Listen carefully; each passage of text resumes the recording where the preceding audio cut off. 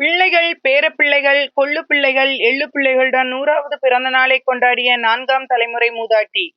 திருவள்ளூர் மாவட்டம் பொன்னேரி அடுத்த திரு ஆயர்படி பகுதியைச் சேர்ந்தவர் அப்பாத்துரை.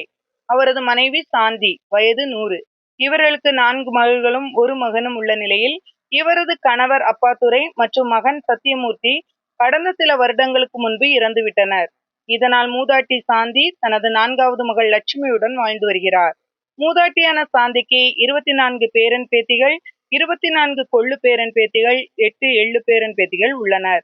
இந்நிலையில் மூதாட்டி சாந்தி இவரது 100வது பிறந்தநாள் விழாவை தனது பேரன் திருமண விழாவில் வைத்து தனது மகள் மற்றும் பேரன், கொள்ளு பேரனின் குழந்தைகளுடன் தனியார் திருமண மண்டபத்தில் கேக் வெட்டி, பட்டாசு வெடித்து மற்றும் உறவினருடன் கொண்டாடினார்.